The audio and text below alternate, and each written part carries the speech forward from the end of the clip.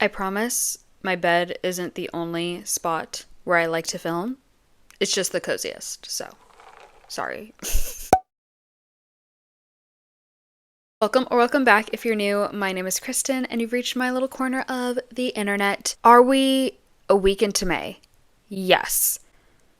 But I still want to post my 25 books that I want to read in 2025. Is this technically supposed to be published at the beginning of January?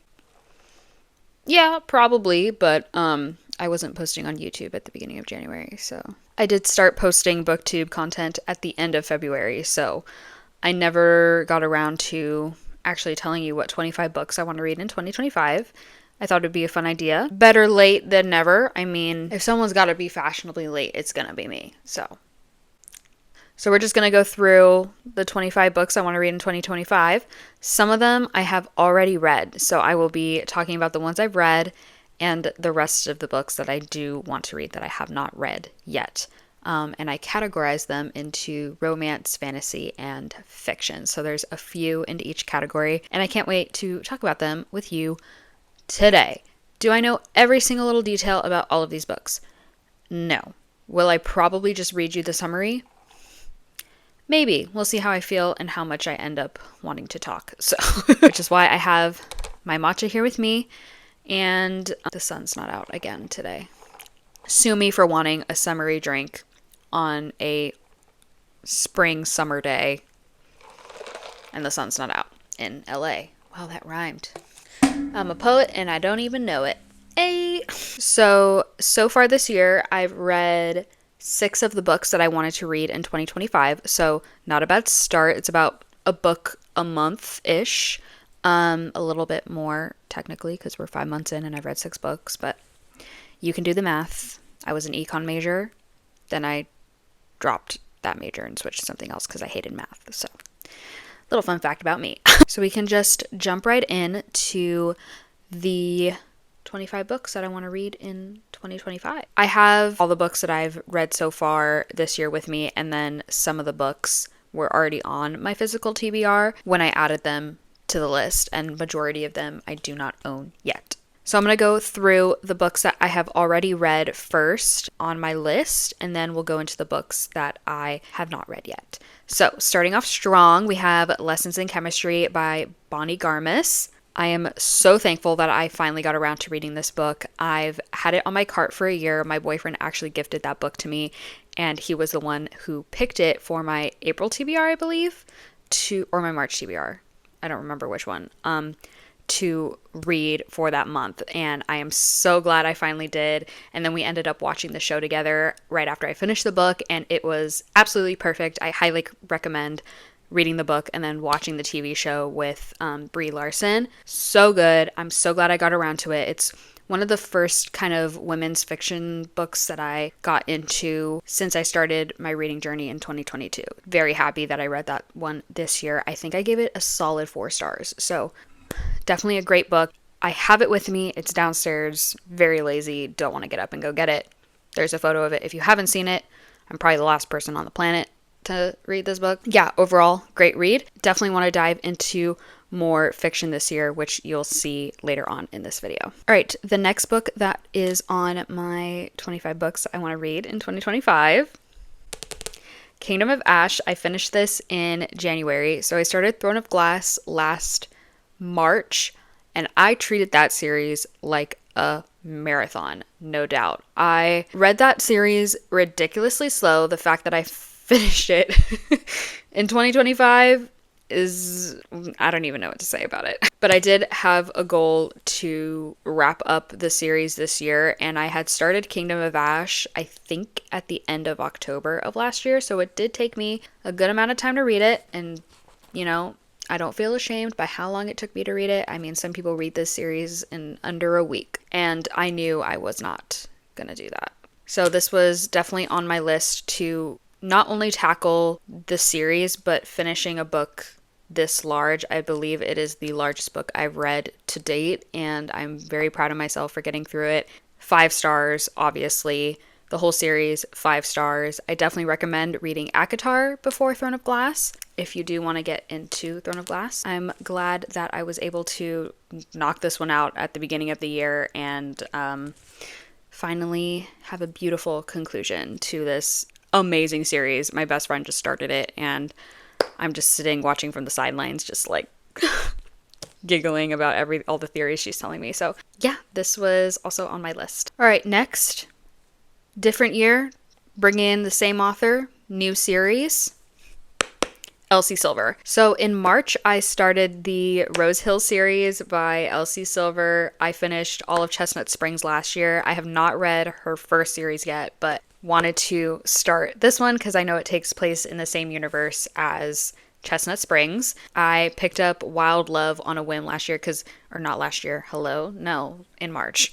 I picked up Wild Love on a whim, and because all of her books are on Kindle Unlimited, and I was like, I'm craving an Elsie Silver book. I finished Hopeless in July of last year, so it had been a minute since I picked up an Elsie Silver book. And she had just started the series last year, and I believe the last book is coming out in September, in the fall time, I believe, later this year. I picked up Wild Love, and I just finished Wild Eyes on Sunday, so 2 days ago. I've been loving the series so far. I believe I gave this a 4.25 or a 4.5, and I gave Wild Eyes a 4. So I've been enjoying it so far. I'm very excited to get into the next 2 books. What can I say? I love Ford. I loved West. Oh, there goes the book. I loved Ford. I loved West. I can't wait to read about Weiss. I can't wait to read Reese and Tabby's story. I loved Skylar and Rosie in these books as well. Elsie Silver just knows how to do a small town romance. She knows how to write a man. And it literally doesn't feel like I'm reading like 400-page books when I pick up an Elsie Silver book. So of course, I had to include these on my 25 books to read in 2025. All right, the last 2 books that I have read so far this year. Books 2 and 3? No, 4 and 3. What? No. Wow. I was so confident when I said that. These are books 3 and 4 in the Boys of Tommen series. The first 2 books are Binding and Keeping 13, which follow Joey and Shannon. And the next 2 books are Saving and Redeeming 6, which follow Shannon's older brother, Joey, and the love interest, Aoife. Not gonna lie, I've said this before. When I pulled Saving 6 in March to read, I was very hesitant because I wasn't sure how much I was going to love Joey and Aoife's love story. I really just wanted to get to Taming 7, which is Gipsy's story, who is Johnny's best friend from Binding and Keeping 13. Wow, oh wow, I was so wrong. I loved these books so much. Oh my gosh. I think I gave both of them a 4.5 star. So definitely high up there. Definitely tabbed the crap out of these 2 books. I'm very happy that I got to not only continue the series, I'm very excited for the next 2 books that are coming out, but I'm so glad. I was, first of all, I was so scared with how thin Saving 6 was and how thick Redeeming 6 was, because I was like, what on earth is Miss Walsh going to put in Redeeming 6 where it's almost 800 pages? 800 pages, what? But honestly, it did not feel like 800 pages. It was, there's just so much in here I don't understand. And anyways, tackling the Boys of Tommen series in general, it has been a goal of mine. I read Binding 13 in December of last year, and I read Keeping 13 in January. So continuing through the series with, I thought that I had to push through these 2 books, which is why I put them on the list, because I was like, oh my gosh, I don't know, like, how the heck am I gonna get through these? And then actually picking up and reading them, whole different experience for sure. So if you like emotional ruin, these might be for you. Okay, let's get into the books that I have not read this year. Let's start with romance, my personal favorite, not gonna lie. First book, of course. Of course, it's Abby's most recent release, Say You'll Remember Me. Yeah, I can't believe I haven't read it yet, first of all, because one, yours truly is probably a 6-star read for me, and just for the summer, definitely 4.75. I might like eventually bump it to a 5-star if I reread it. I can't believe I've been putting this off because one, Miss Abby, she knows how to write a man. I like am astonished every time I pick up one of her books. I'm like, she's making me enter Delulu land for sure. For sure. How can I not go out into society and like just like hello, Abby, Delulu land. You're putting me into Lulu land. And I don't know why I, haven't picked this up and re-entered back into Delulu land. So, of course, this had to be on my list. Next up, of course, Wild Side, and then Wild Card, I believe is the title of the next book after Wild Side that Elsie will release this fall. So those two books definitely I added to the list to one, complete a series.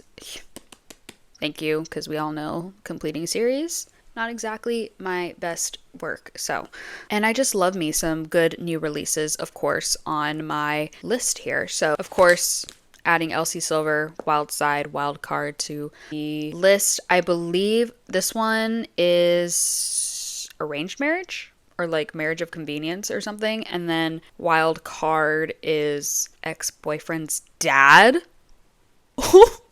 I don't think I've ever read a book like that, and there is no one else I trust more to execute that than Elsie Silver, especially for me reading that trope for the first time. Very excited for that. Very excited to get into this because I actually can read this next whenever I want since I finished Wild Eyes. So yeah, of course, had to include more Elsie Silver on this list. And then, of course, continuing Boys of Tommen with Taming 7 and Releasing 10. Yeah. For sure Taming 7, and it's on my TBR for May, so definitely gonna get into this month.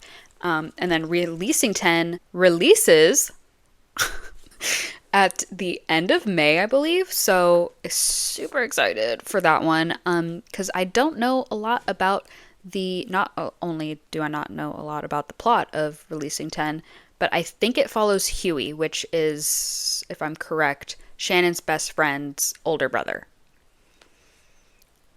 You can correct me on that if you want. I don't really want to Google it. So, Taming 7 follows, like I said, Gibbsy, who is Johnny's best friend from Tommen.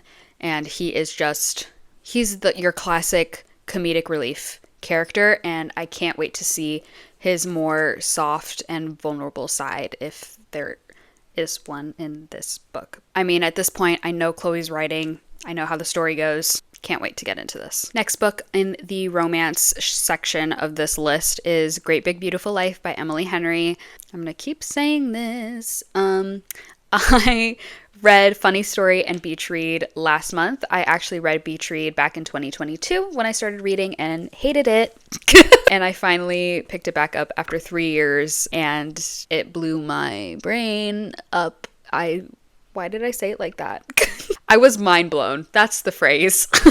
I was absolutely mind blown at the writing, and I was like, I can't believe I hated this. I said it in my reading vlog with Emily Henry that I did a reading vlog. Hello. I called it, Emily Henry's Redemption or something like that. She was redeemed. Okay, look, spoiler, love her again. Okay, I'm back on the Emily Henry hype train. All right, count me on board.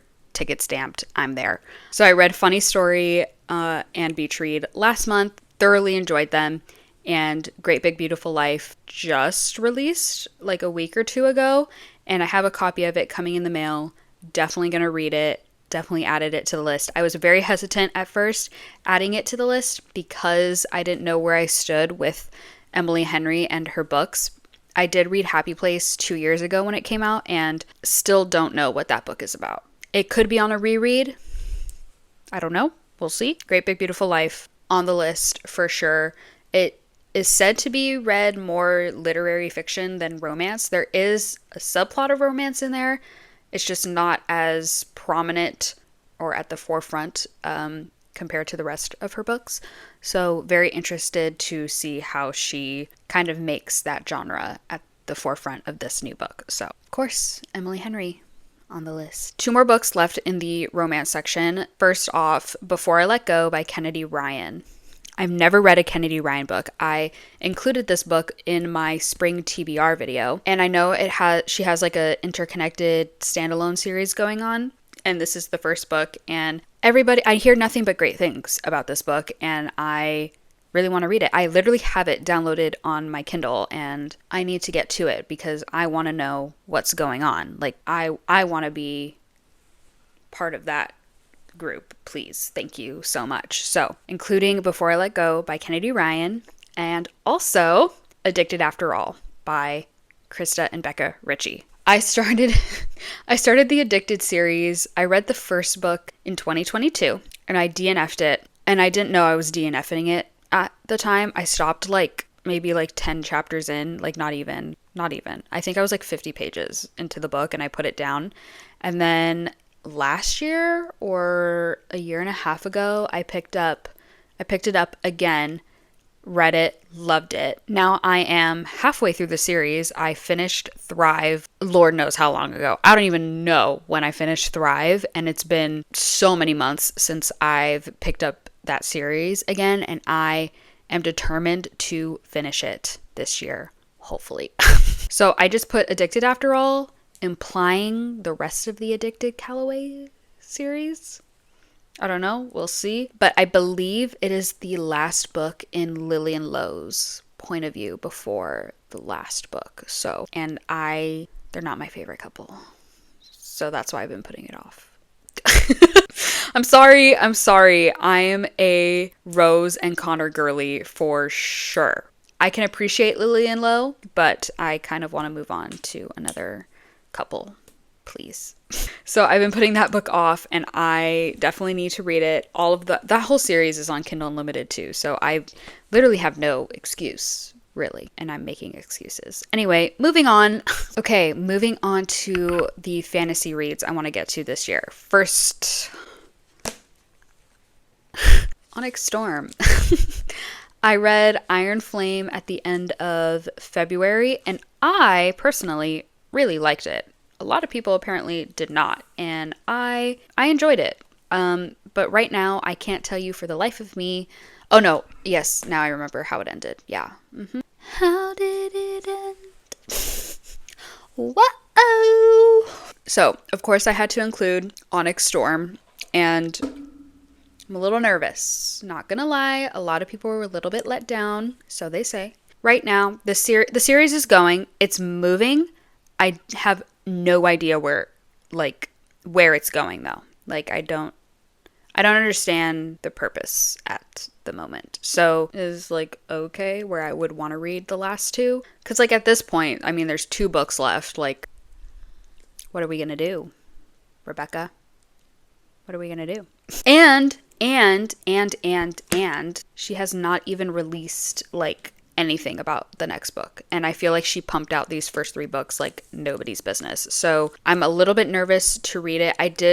I know I want to read it this year. It's a little bit daunting not knowing when the next book is coming out, with all that being said. So yes, this is on here. If I don't get to it, I'm not going to beat myself up over it. I do want to read it. The next book is Fearless by Lauren Roberts. This is the last book in the Powerless trilogy. I believe that's what it's called. It's also her debut trilogy or something, I think, right? And I read Fearless and Reckless last year. I've enjoyed it. It's short, easy read. I think it's YA. World building. It's not complicated at all. Romantasy, easy. I love it. I have it downloaded on my Kindle, so that's ready to go whenever I feel like picking up a fantasy. I have just not been in the mood to pick up any fantasies lately, but I am leaving that on my list. Next one, kind of out of left field for me, Phantasma. So many people, this book came out of nowhere. I feel like every video I click on, I'm slapped in the face with Phantasma. Everyone's talking about Phantasma. I don't even know what it's about. I can't tell you what it's about. All I know it's a fantasy, and I think it's like the Hunger Games. It's like trials or something. I don't know. I'm not a reliable source of information for this book, so I definitely put it on here. I want to know what the hype is, because I know the second book, Enchantra, I can't say that without sounding like enchantra. I know it just came out, so I want to read Phantasma, and it's been when I do see it featured in a video, it's getting glowing reviews, so rightfully I put it on the list. Okay, the next three are a little bit daunting, to say the least. I feel like I'm hitting, at least with these next two, like the big guns of fantasy. First, Mistborn by I almost said Brando Sando because that's what everyone says. I'm saying it like I'm best buds with him. Okay, I'm not. I don't. So I did end up putting Mistborn by Brandon Sanderson on this list. I've not read anything by Brandon Sanderson. If you recommend a better book to start with when starting to read Brandon Sanderson, other than Mistborn, help a girl out. I've been doing so much research, so I feel like I could be comfortable starting with Mistborn. There's this whole Cosmere thing. I don't know. But from the research I've done and like knowing how my tastes are, Mistborn seems to be the best way to start. So I added it to the list, and I would be lying if I said I wasn't nervous or scared or something. Somehow, some way, 2022 me would never have thought Brandon Sanderson would be on this list, along with Miss Cassandra Clare and City of Bones, the first book in the Mortal Instruments series. Who allowed me to do that? Who allowed me to put that book on this list? Me. I created the list. Another daunting world to get into here, okay? From what I could tell, start with the first three Mortal Instruments books and then go from there. That's all I know.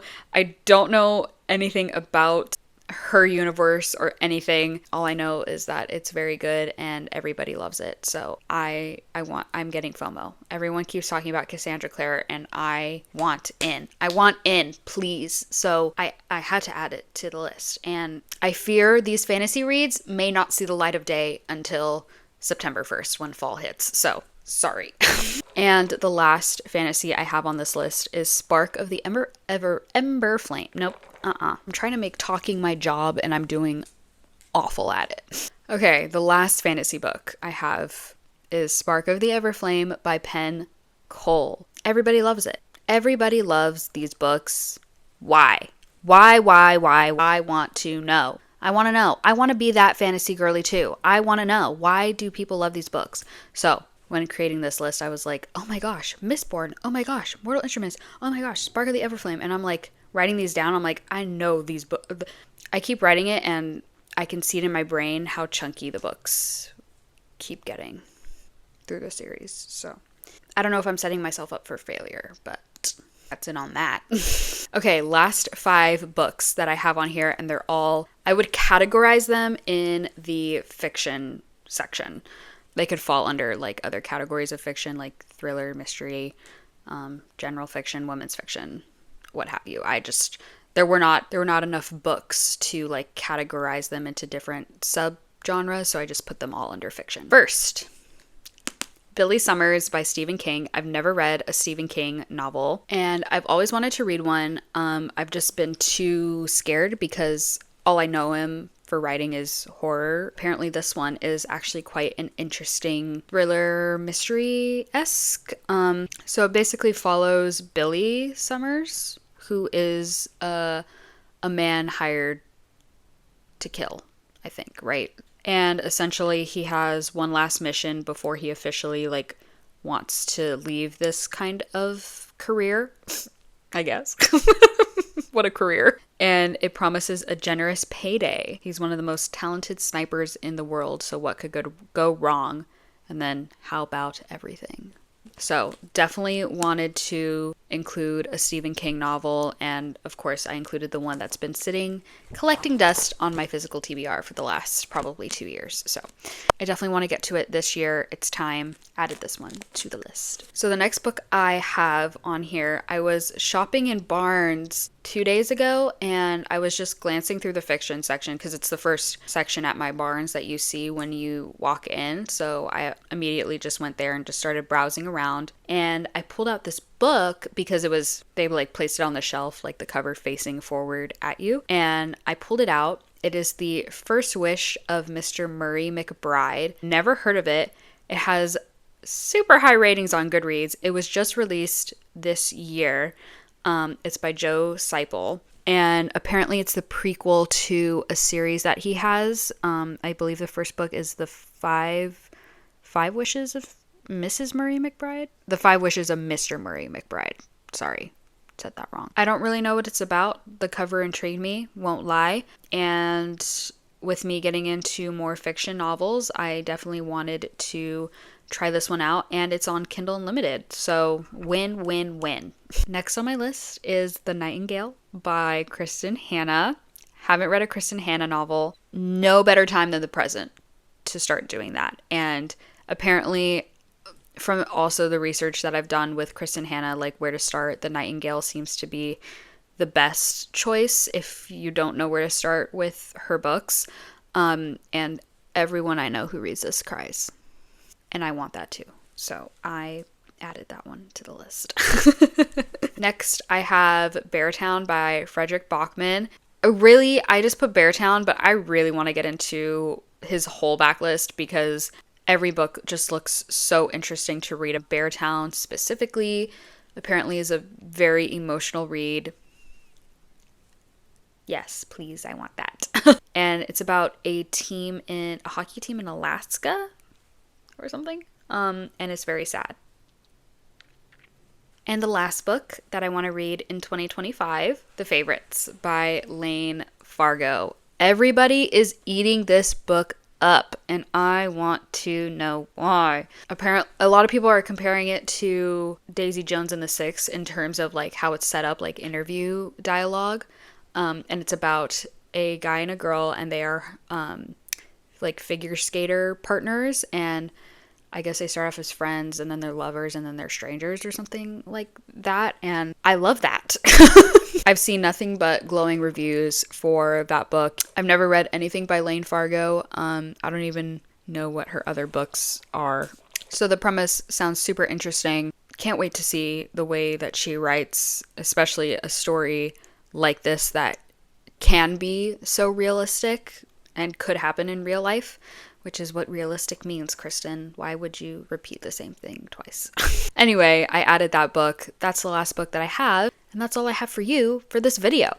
Just wanted to quickly run through and tell you what books are kind of on my radar for 2025. I've never really picked out a list of like 25 books I want to read in 24 books I want to read in 24. I've never done that before, and I really wanted to try it out and see what books I could actually come up with, and I feel like I have a pretty good solid list and a good mix of genres in there. So I would love to know what your books you have on your radar for this year. Comment down below. If you have any similar books to me that I have on my list, let me know and we can read them together. That would be so fun. Down below, I have my Goodreads and Fable if you're not following me on there, if you want to keep up with what I'm reading in real time. How fun is that? Friend me on Goodreads. Hit a friend request. I accept all of them. So, and follow me on Fable because I will probably follow back. So, make sure to give this video a like if you haven't. And I said to comment down below already, so you know to do that. Oh, subscribe. Yeah, that's the important one. Subscribe to come back for more content if you want to see my face again. If you don't, that's okay. Thanks for stopping by. But that's all I have for you today. And yeah, like, comment, subscribe, blah, blah, blah. And I hope to see you in my next video. All right. Bye.